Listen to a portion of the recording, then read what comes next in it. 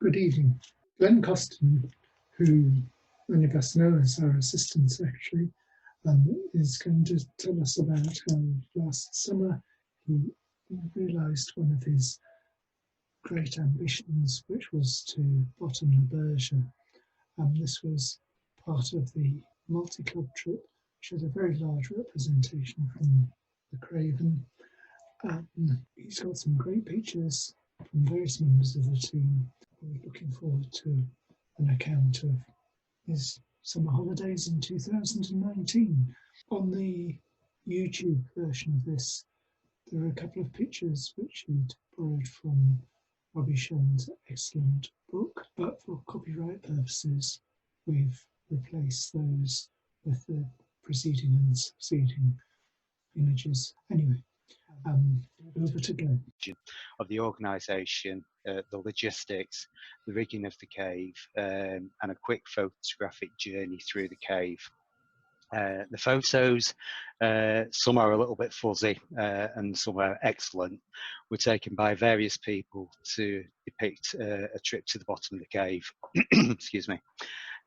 I've taken the liberty to nick a couple of shots from the Berger book, taken by Robbie Shawn, just to fill in a few of the gaps. However, most of the photos were taken by Dave King, John Helm, Ian Patrick, Dave Jones, James Smith, and the fuzzy ones were taken by me.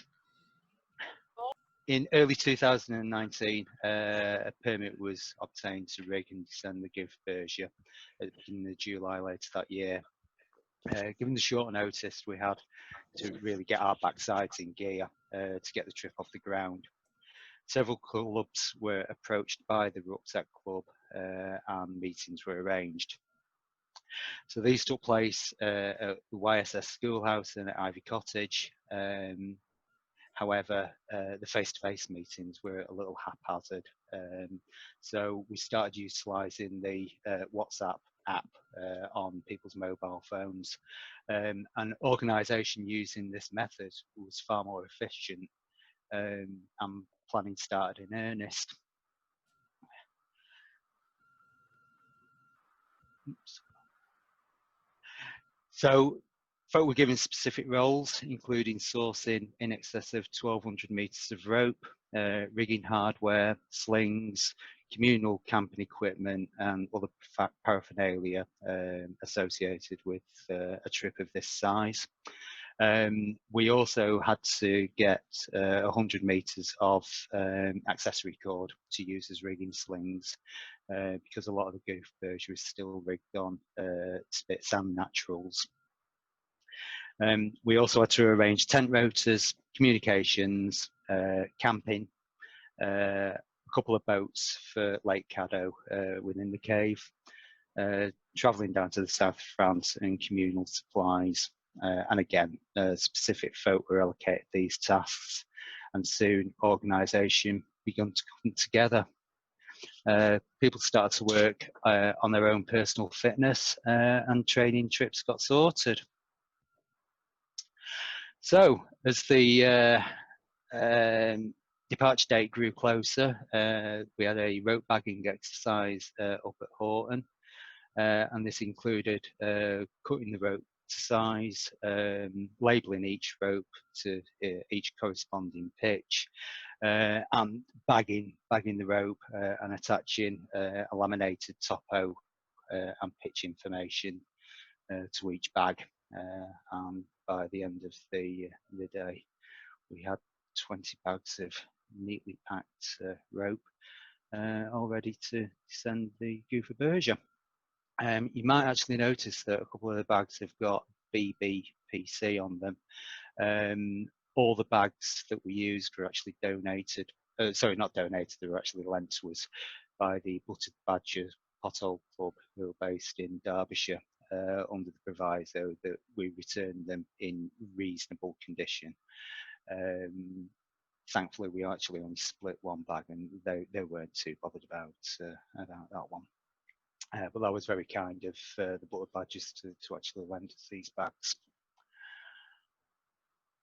So everything prepared. Next stop was Ortrans.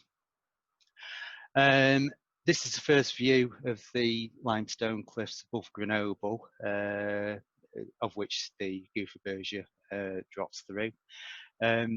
We all arranged our own transportation down there, car sharing with varying degrees of success. A couple of people had mechanical problems. Myself, I drove down with Nigel Berry for YSS, and we broke down in the middle of the night, which set us back 5 or 6 hours. But Nigel pulled out all the stops, and he managed to get us a hire car, and we were soon on our way.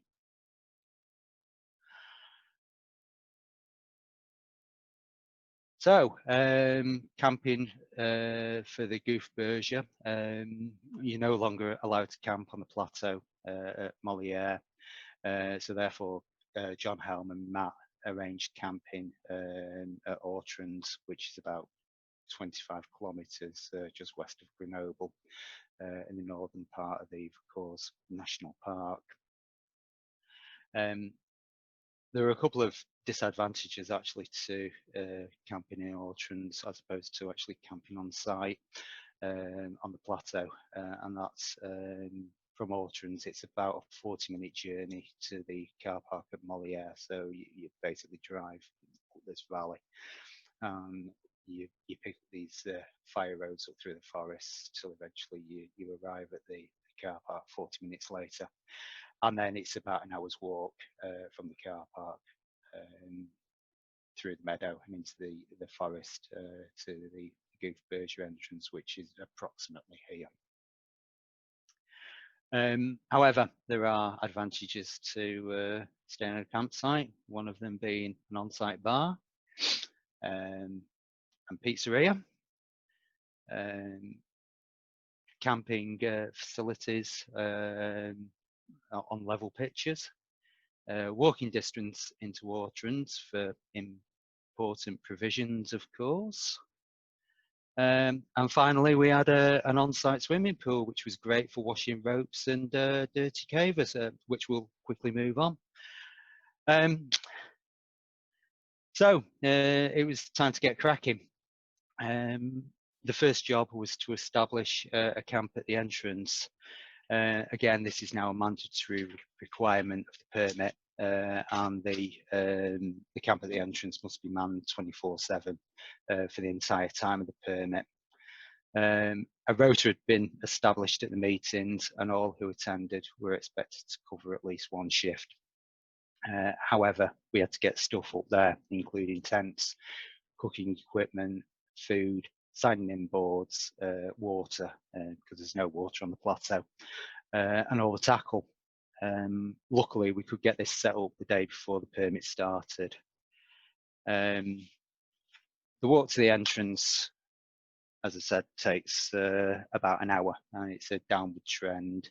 However, the path is quite rough in parts, and it's quite hard work, especially given that France this time last year was in the middle of a 35-degree plus heat wave. So with all hands on board, this task to set up the entrance camp was carried out quickly and efficiently.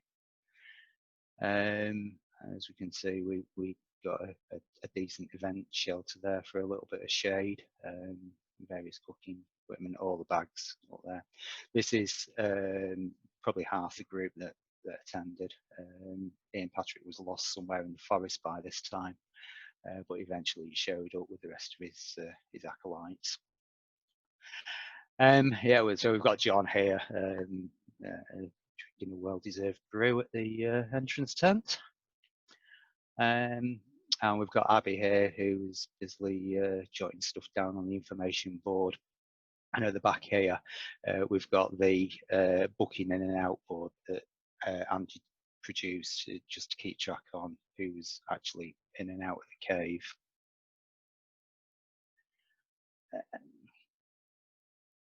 So another proviso of the permit is that communication has to be established between the surface camp and Camp 1 within the Berger at minus 450 metres. John Helm arranged this and ensured that the CPC hay phones were operational. And we can see Jenny here talking to somebody in the cave who just happened to be James, or it might not have been James, as the case may be. But yeah, that's James talking to the surface. However, this might not have happened because we did have a slight mishap on one of the early rigging trips, and the pelly case that we were carrying the communications equipment down to Camp 1 in decided to free fall down one of the larger pitches in the entrance series, and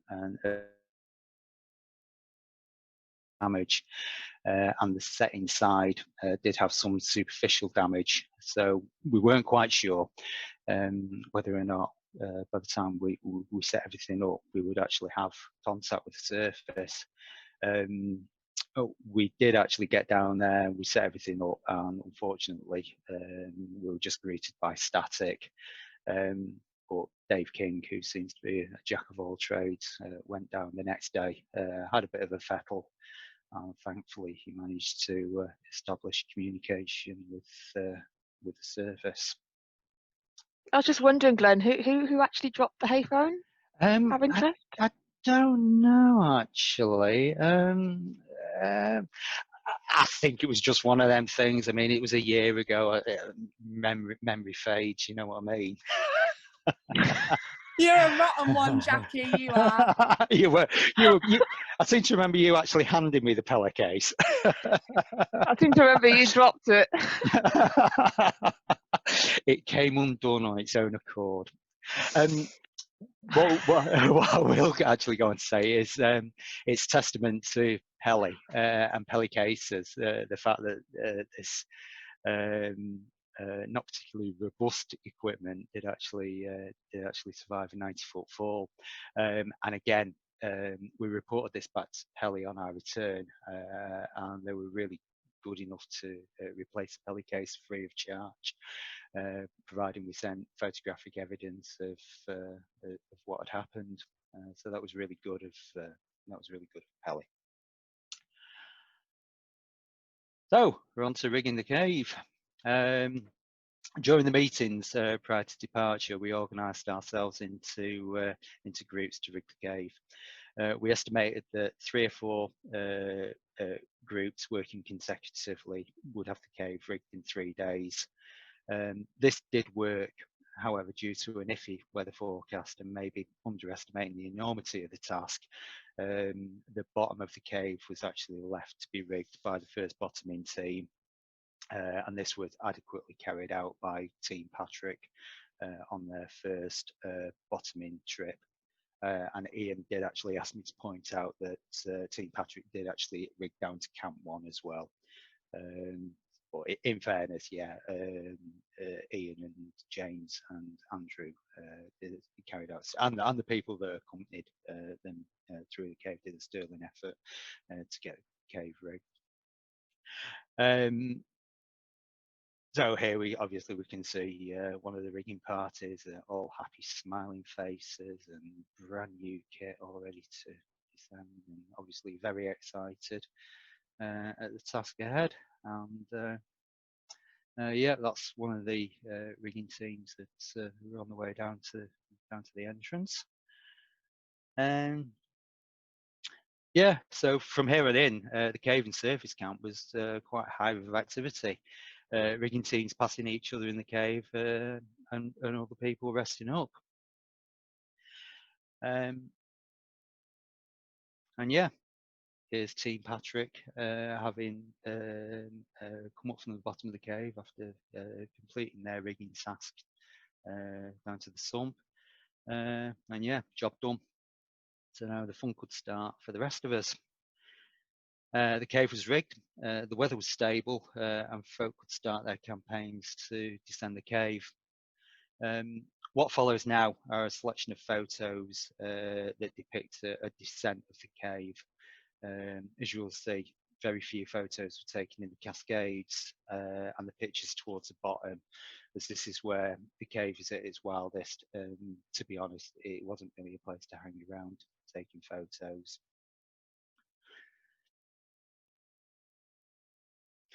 So the Gouffre Berger, just a photograph of the survey, and you can like go in here. This is the main trade entrance, and you trundle through the entrance series into the big stuff, and you carry on going through bigger stuff and bigger stuff and bigger stuff down to Camp 1, and go through some difficult stuff into some more big stuff until eventually you get towards the bottom of the cave, and you do a sharp left-hand turn and you come to the sun. Easy peasy. So the entrance pitch, Mr. Worden there, looking very pleased with himself. Some of these photos, although we're descending through the cave, some of the photos will actually be of cavers coming out of the cave. So this is probably John, either having been on a rigging trip or a de-rigging trip or a bottoming trip. So yeah, you can see he's come out the top. But yeah, it's the entrance pitch. And there's Maxine in a similar position. Okay, so this is now looking out to the surface from partway down the entrance pitch at one of the larger ledges. And if you notice this this piece of card that's actually circled on the rope, these were all produced by Maxine, and what they were just little words of encouragement, really, that she enlisted Tom to attach to pitch heads throughout the cave. And initially it appeared a little bit cheesy, but to be honest, after you've done a 13-hour or 30-hour trip to the bottom of the cave, as you were coming up the pictures and you found these little words of encouragement, it was quite heartwarming, and it did give you that little boost, and it was a really nice touch to the general organisation and what she actually thought about doing. So yeah, it was quite nice to see these things as we were coming out.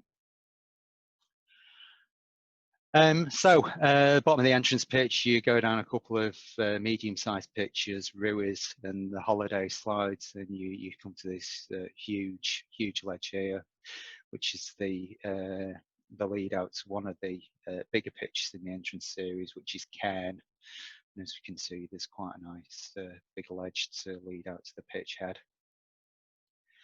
And the next photo was one of a series of photos that James took, and one of them is actually hung in the Inglesport Cafe, as it won first prize in the Inglesport photographic competition. And as you can see, spectacular pitch and beautifully photographed.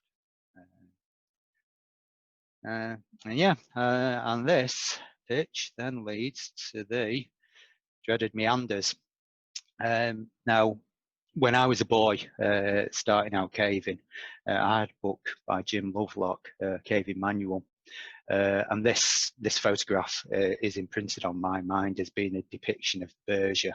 I just used to look at this photograph and think that is just unreal. It's full stretch traverse on a holeless rift. I just thought that's impossible to negotiate.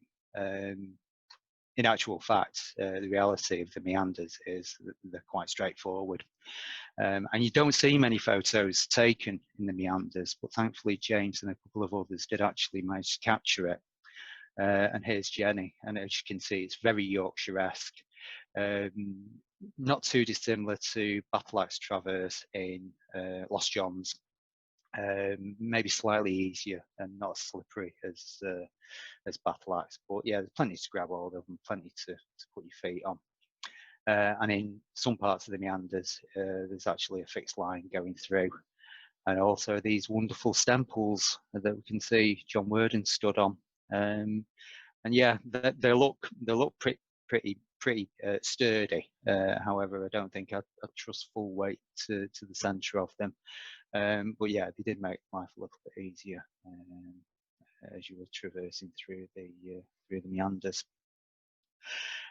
Conversely, some of the more tricky sections of the meanders didn't have ropes, but again, there was plenty to grab hold of, and as long as you took time and were careful, everything was quite fine. And eventually the first set of meanders ends at Garby's pitch, and I've taken this from the Berger book taken by Robbie Shone.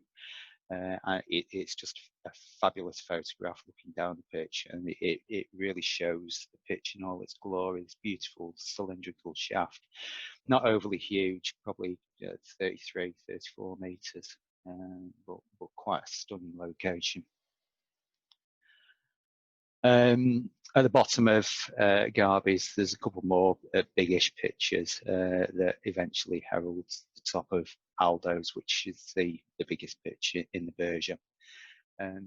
You can actually rig two hangs down Aldo's. It's quite a straightforward hang from the lip of the shaft, or there's this alternative hang that involves a blank wall traverse out, and we can see Nigel Berry here rigging the alternative hang for Aldo's. And that's it as far as the entrance series is concerned. That drops us into Starless River. We can see John there looking quite pleased with himself. And words just can't convey the size of this passage. It's certainly the biggest passage I've ever been through, and to suddenly stumble upon it after coming out of the entrance series, it was incredible. You meet the main flow of the river, the whole width of the passage, flowing over pure white moon milk, and I just got bigger and bigger and bigger. The name speaks for itself. Your lights were just lost in the darkness, and it was just fantastic caving. Certainly nothing like I've ever seen before. And this led us to Lake Caddo, which I don't have a photograph of. Fortunately, during the time that we were there, the lake was dry, but we still had to take boats down there and leave them deflated on the mud banks, just in case there was a storm, and the lake did fill up. But again, luckily, we managed to avoid using the boats across Lake Caddo. So after Lake Caddo, you start entering into the pretty stuff and the pretty galleries, and the first pretty chamber, for want of a better word, is Borgen Hall, which again there's stalbots everywhere, as anyone that's been there knows. I've never seen as many stalagmite bosses of such size. Granted, not as big as some of the ones deeper in the cave. But this huge forest of stalagmites and stalactites, and I think you can see by the faces in the group that we're all pretty buzzing by this time, and really enjoying our time down to Camp 1. There's a couple of little pictures then follow, little cascade pictures. You've got the Liberty General, which was quite a nice short cascade over Flowstone, and what follows is the Tyrolean cascade pitch, which is similar small cascade type pitch, which then leads to the enormous Great Rubble Heap. And again, I've taken a photo from Robbie Shone's book, the Gouffre Berger book, because it's a difficult place to photograph, and we can see here where I've circled the cave. The cave is absolutely dwarfed by the enormity of the passage. Again, anyone that's been there knows how big these boulders are. Some of the size of small cottages. Huge black space again. There is quite a well-worn path now going through the Great Rubble Heap that's actually got reflective markers in it, because what you want to avoid is heading over to this true left wall, where there's a lot of big drops, and excuse me, the difficulty underfoot is quite hard work. So after the fun and games in the Great Rubble Heap, you then start descending steeply to Camp 1 at minus 450 metres. and by now, with all the rigging teams in and out, Camp 1 was quite a busy place. Obviously, it's the ideal place to stop and make a brew or get some food down you and sleep. So we can see here Carl Fern in one of the shelters. Camp 1's quite a drafty place, so these shelters do provide quite a lot of shelter. And if you get a stove in there and get in sleeping bags, they can get quite warm, and you can make yourself reasonably comfortable in there.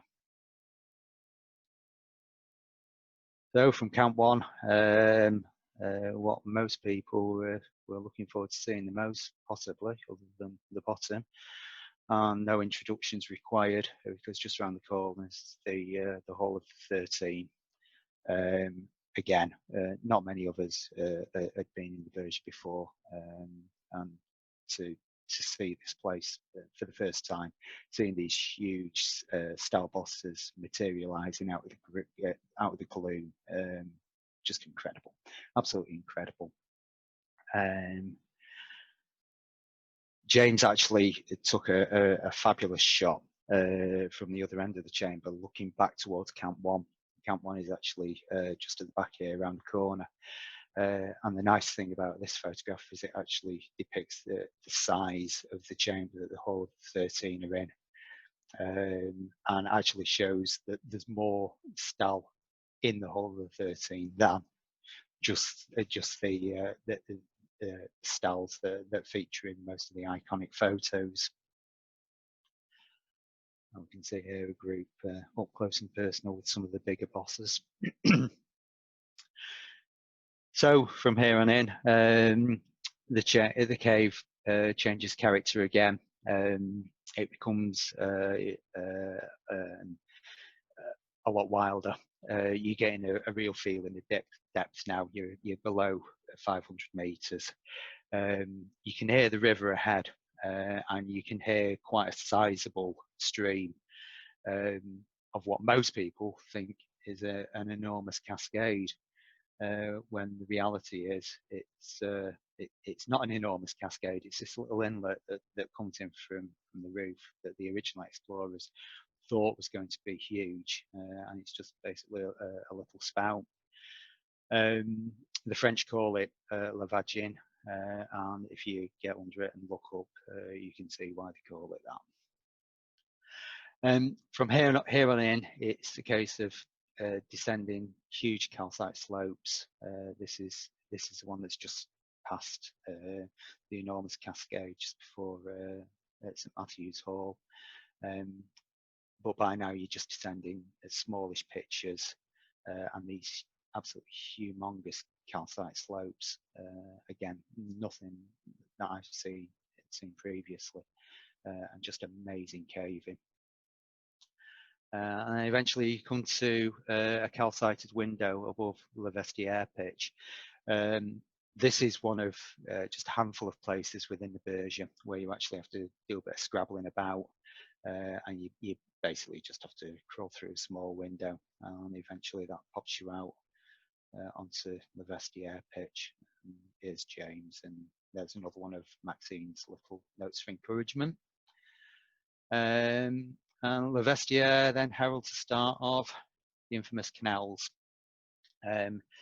Now, after all the previous talk about the meanders and these horrendous traverses that were really strenuous, it's actually the canals and the cascades that are probably the most strenuous part of the Berger.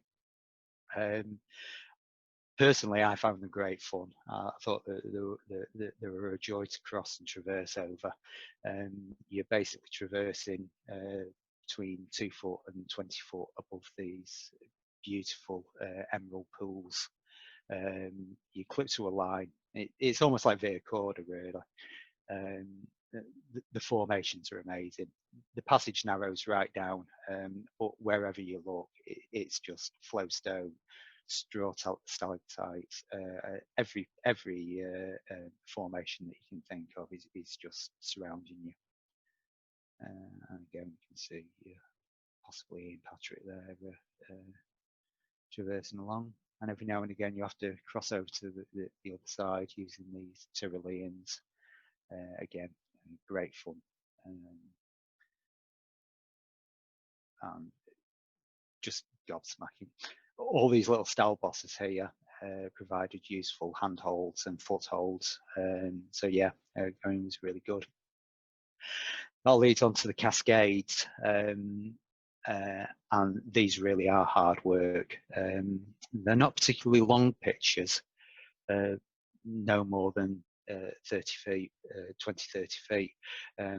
But Tyroleans have been installed to pull you away from the water, and anybody that's descended or ascended a pitch using a Tyrolean will understand how difficult they are, especially when you come across knots in the Tyroleans halfway down, which can be loads of fun to get past. But yeah, really strenuous. You're very close to the water. It's a very loud area of the cave, and it's certainly not an area of the cave that you want to be in, anything like high water levels.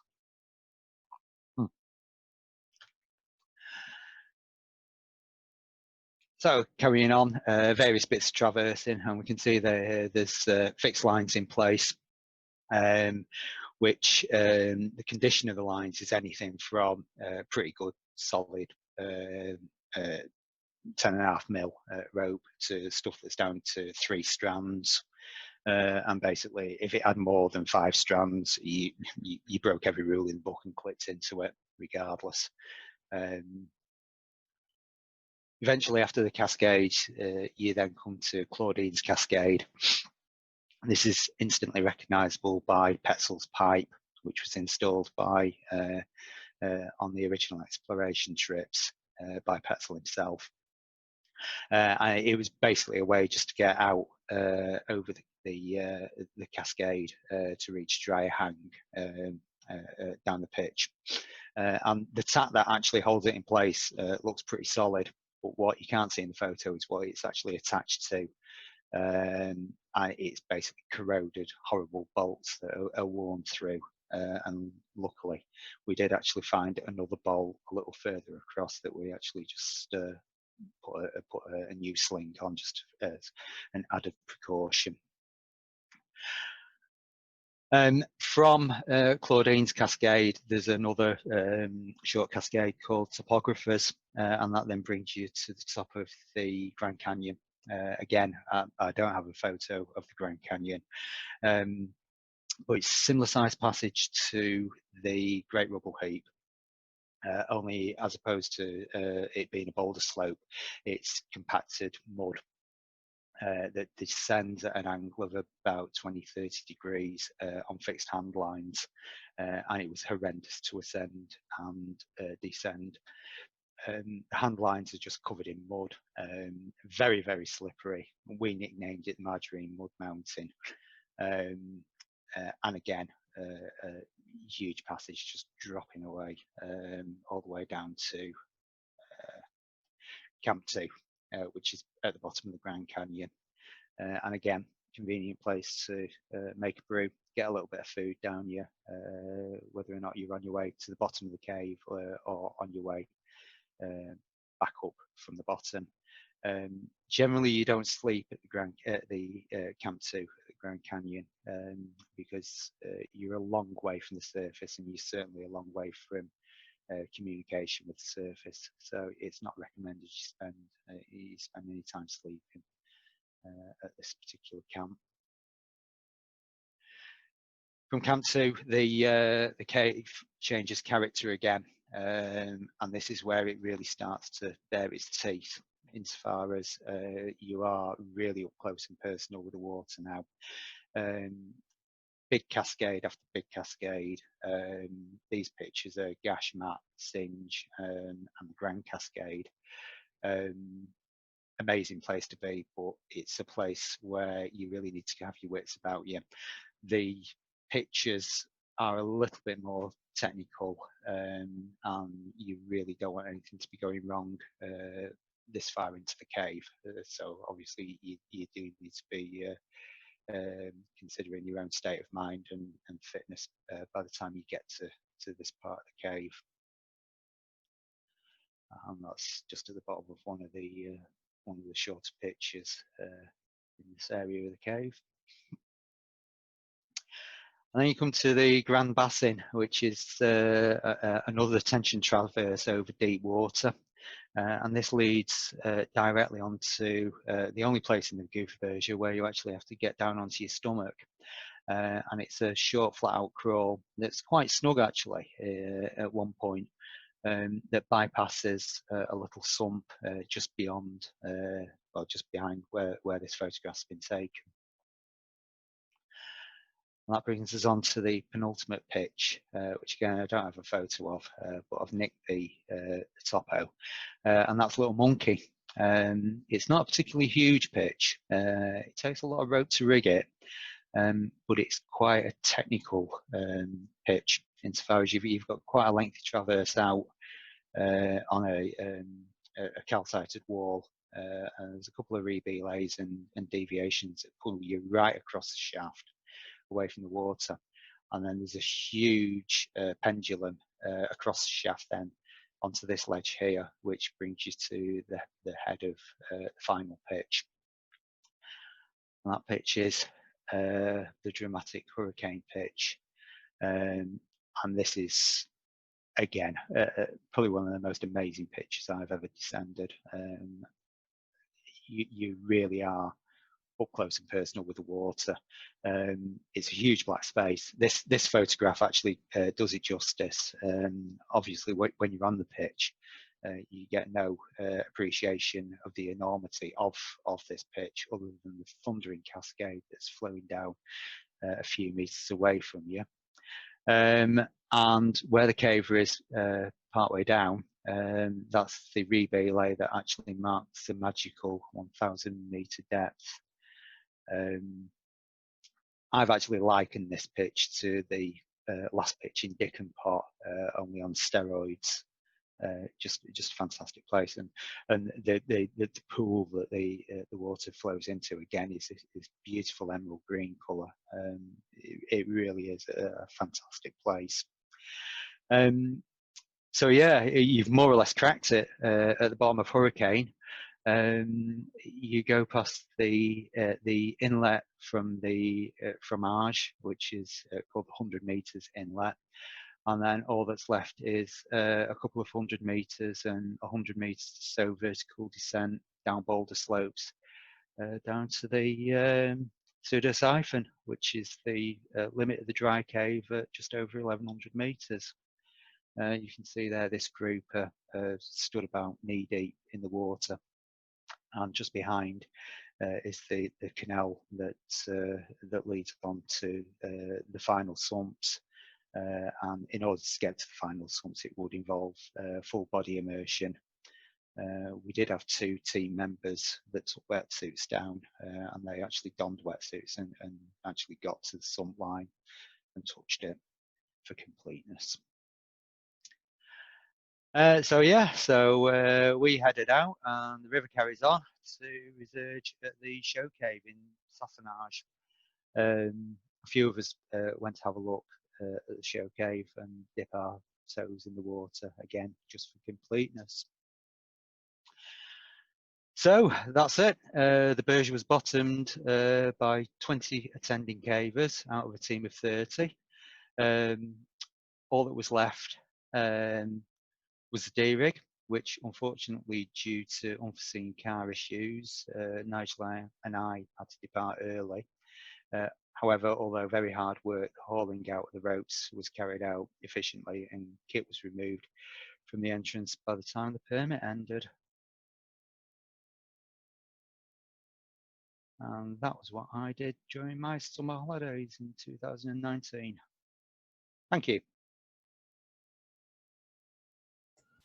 Thank you very much for that, Glenn. That was really excellent. Have they removed the old diving bottles? I'm not sure. I didn't go as far as the sump. I only went as far as the pseudo siphon. So there were, I think there was diving bottles actually at the foreigners camp, which is just below the 1,000-metre inlet from the fromage. So yes, I think there was diving bottles there, but I don't think there was any actually down at the sump. Yeah, there was some debate many years ago as to whether they were still charged. Right. Not many years ago, many years ago. Many years. Thank you. I have a question, Patrick. Hi, Patrick. Is John Allenby's vault still at the top of the hurricane? Yes, it is. There's a picture of it. I think Ian Patrick actually took a photo of it. And yeah, as soon as we got to it, it was like, oh, well, CPC, and then we were thinking, is it our CPC or is it Crew? But yeah, it's still there. That's a great bit of angle. It is. It's huge. In fact, I think we rigged off it and backed it up. It's a 3/4 inch bolt, so it should still be bloody huge. It's It's absolutely huge. One of the people put in. Question, please. In the old days, when we first went in, there was a requirement to have a doctor on the trip. We ended up nominating Dr. Tony Waltham, who was a geologist. We had a vet, so we had an animal doctor. All right, so an animal doctor was good enough. An animal doctor they was don't good require it now, I don't think. I administered to people successfully. Yeah. I'm a doctor. Yeah, That's true. Yeah. John Helm as well. We had loads of doctors. Covered in doctors. Dr. Helm, Dr. Smith. Yeah. Hey, Glenn, thank you very much. That was a very nice, memory trip. Yeah. I mean, a lot of people on the call are familiar with Berger, so yeah, it was just really to show you. Well, it was rather a long while ago when I went. It was rather a long time ago. But it's still one of the best caves you'll ever do. Yeah. Yeah. Not the PSM, I've been told, which is in I the prefer the Berger. The slog to come back from the Tunnel de Vent Right. towards Verna is very hard work. You asked Russell about carrying the dinghy. The 50 pound. Is he there? No, yes, no, he's gone. Oh, he's gone. But it's one of the best caves you can do from the enjoyment point of view. I think it is. Yeah, there's a lot of people that said that. I mean, even Mr. Gardner said it's in his top 2 caves in the world. What's his top 1 then? PSM. Ah, right. Okay, fair enough. Yeah. Next year, Glenn. Yeah. There's rumour that there's going to be a trip next year, which will be offered to all the CPC membership. We're just waiting on whether or not we can get a permit. Yeah, I hope you realise that in the room is the guy who explored the top entrance. What, of the PSM? Yeah. Hello there. Yeah, it was a little cat from a US Army base in Germany that went wandering off on its own, and it stopped at the entrance to this enormous pitch. And we found it. We were looking for it one evening, and somebody said, "Well, that's off the grid. The French won't allow us to explore that." And we decided, well, there was no French people around. So next morning we dropped a rope down, and then another rope, and eventually came out deep inside the PSM. So as Patrick says, that was an unexpected bonus. Are you free next year, Arthur? No, you don't want me as a liability. One of the interesting things about the PSM is the Tete Sauvage entrance, which has a wooden frame going up about 15 feet so you can get down when the snow's still there. Oh, right, okay. You have to climb up 15 feet up the outside of this wooden frame before you can get back down the inside of it into the cave. I got involved with rigging that with the Wessex last time I was out there. Yeah. And I thought it all had stainless steel anchors in it. So we had a great big pile of hangers and stuff, and we left them on the surface when we found these stainless steel anchors. But I hadn't realised these anchors were just in place for a pull-through trip. We had bomb-proof anchors right at the start of every pitch, but jerry-rigged deviations and stuff to actually get you safely down them and come back up again. Yeah, but my memory is there's quite a few sort of pendulum-y things in that entrance series. Yeah. And the parrot ladders. And stuff. Cutting the end off the rope and using that to rig deviations and stuff because we just the Bradford have been the week before us, and they'd done Tete Sauvage. We were doing TSM. No, we were doing SC3. SC3, sorry. And some of them said, "Can we nip down SC3?" Well, now you've rigged it. We said, "Yeah, of course you can." And they decided they much preferred that entrance to Tete Sauvage. Even though it was a longer trip. It was a much better entrance. Thank you very much, Glenn. No, that's all right. Yes, thanks a lot, Glenn. Thank you, Glenn. That was brilliant, Glenn. I'll unmute you all and we can give him a clap.